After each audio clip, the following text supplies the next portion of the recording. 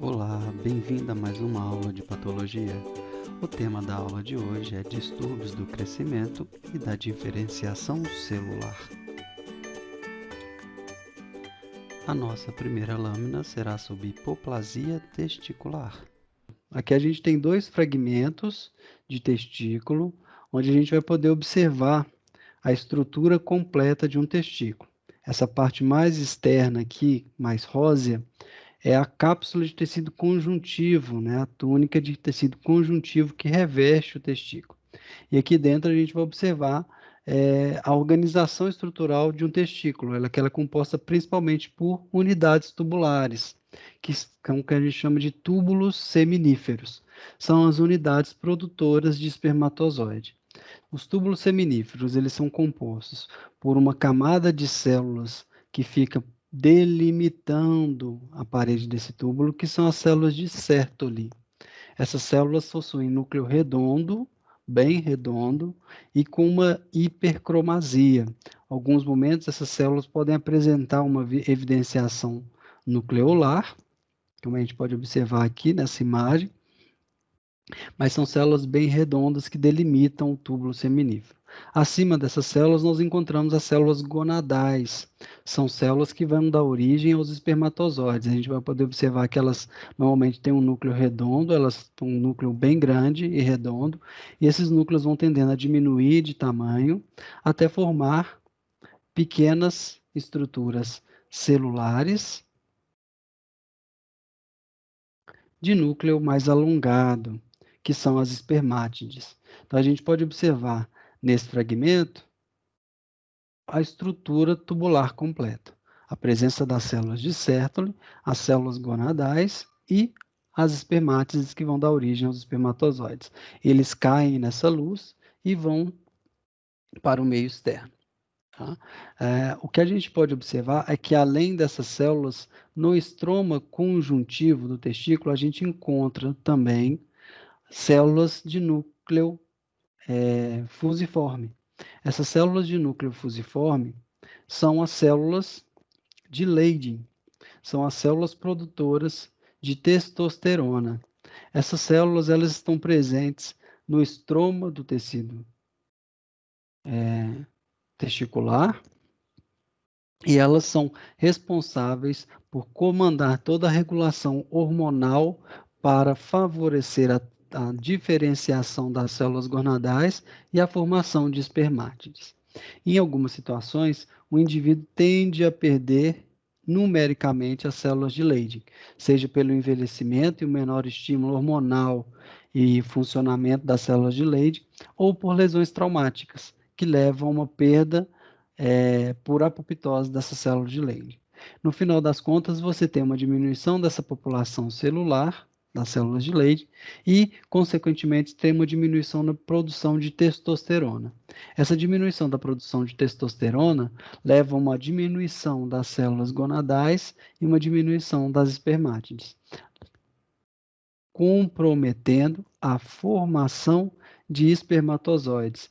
Nesse fragmento, a gente pode encontrar essa diminuição de população de uma maneira parcial. A gente encontra túbulos seminíferos aparentemente normais e, na periferia, a gente começa a observar túbulos seminíferos com perda da população de células gonadais, principalmente as espermátides. Isso a gente chama de hipoplasia, diminuição da população celular. Naquele primeiro fragmento que a gente estava vendo aqui, a gente já não encontra nenhuma célula gonadal mais. A gente só encontra as células de Sertoli. Aqui a gente não tem mais célula gonadal e, consequentemente, a gente não tem espermátide. O que a gente vai ter aqui é um conteúdo proteico restante, preenchendo todo o túbulo seminífero, mas sem presença de células em seu interior. Então, aqui a gente chama de uma hipoplasia total. Aqui era uma hipoplasia parcial, porque parcialmente a gente tinha um comprometimento dos túbulos seminíferos. Aqui é uma hipoplasia total, porque a gente tem um comprometimento total dos túbulos seminíferos nesse indivíduo. Agora nós veremos na segunda lâmina, trata-se de um processo de adenomiose.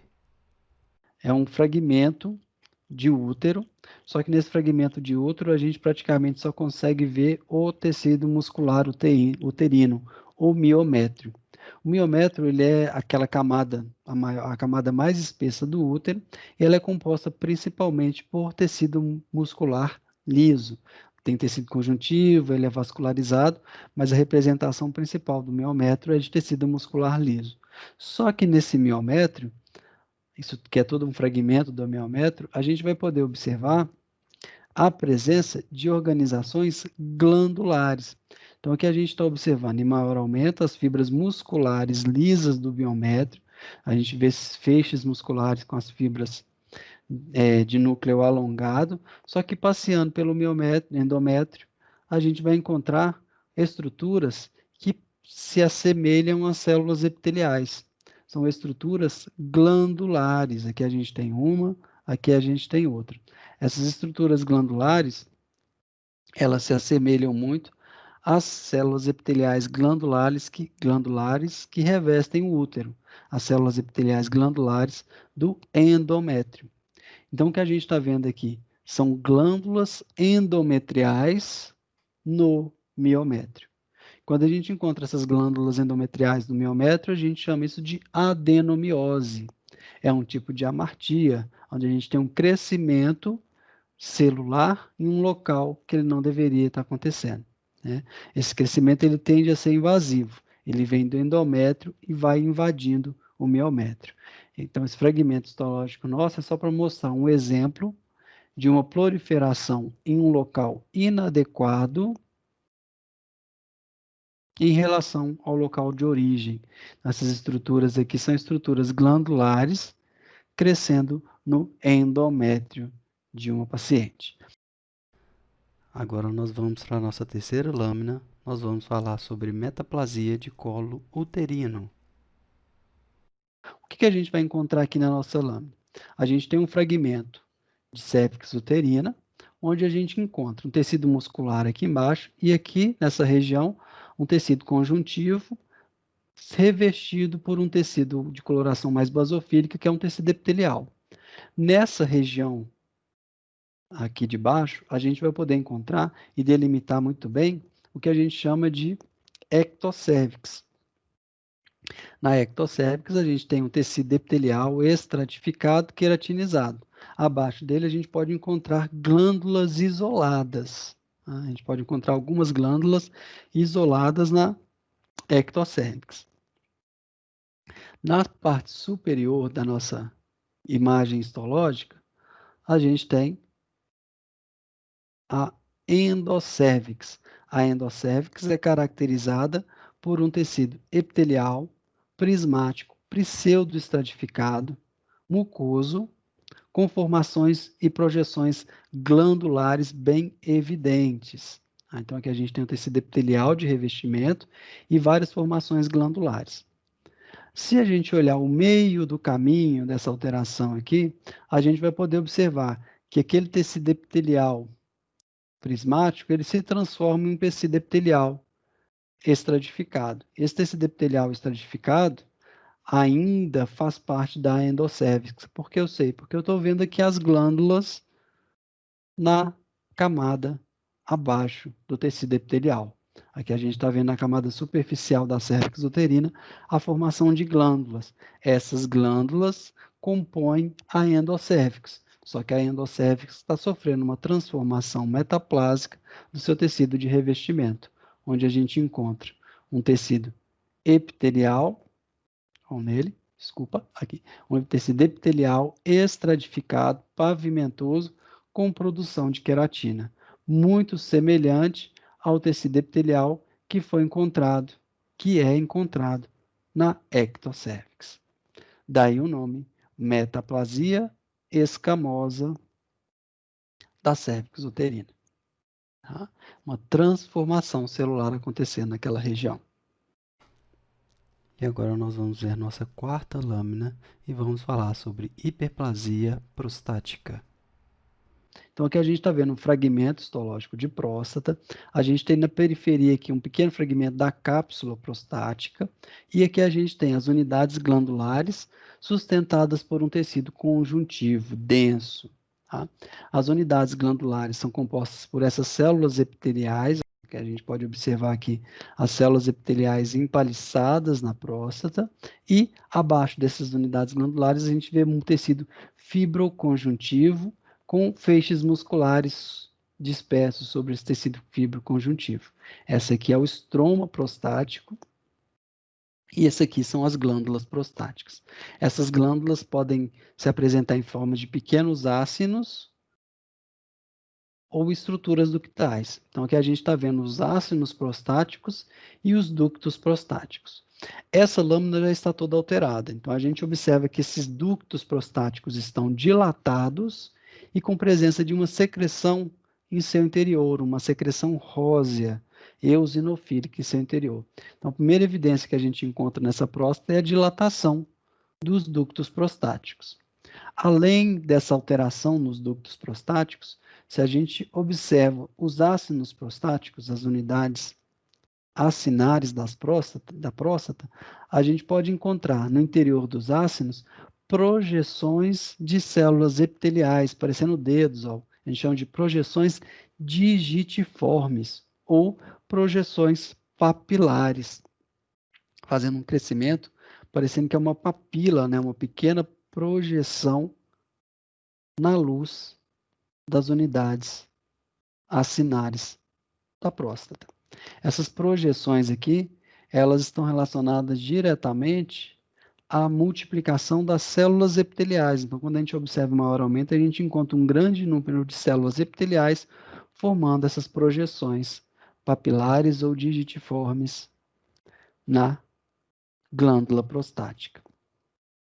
Além dessa segunda alteração, a gente pode encontrar a presença de secreções prostáticas condensadas, formando o que nós chamamos de corpos pissamomatosos, que na verdade é uma condensação das proteínas da secreção prostática. Aqui a gente tem a secreção prostática dentro de um ducto, e aqui a gente tem essa secreção prostática já condensada, formando esses corpos pissamomatosos. Esses corpos tendem à mineralização, à calcificação prostática e podem gerar até cálculos prostáticos nesse indivíduo. Tá? Então, esse evento de proliferação de células epiteliais está intimamente relacionado ao evento de hiperplasia, aumento no número de células na próstata. Então, a gente tem aqui uma hiperplasia prostática. Quais são as características principais da hiperplasia prostática?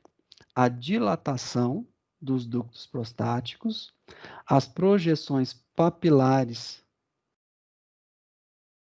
das glândulas prostáticas e a presença das concreções ou corpos pissamomatosos no interior dos ductos e de ácinos prostáticos ou glândulas prostáticas. Tá? Junto com esse evento, a gente vai sempre encontrar um infiltrado inflamatório, é o que a gente está vendo nessa região aqui. É uma prostatite crônica que pode vir a acompanhar a hiperplasia prostática. Então, a gente está vendo aqui um infiltrado de linfócitos no estroma prostático. Esse estroma, devido a esse processo inflamatório, tende a ficar cada vez mais denso, dando um aspecto endurecido à próstata com hiperplasia.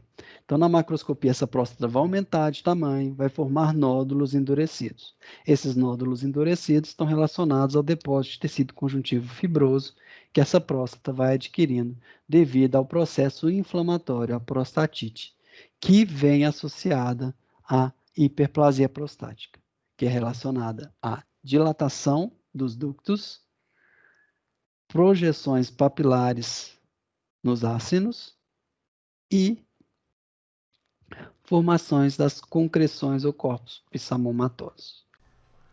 E assim a gente finaliza a nossa aula. Obrigado pela atenção de todos.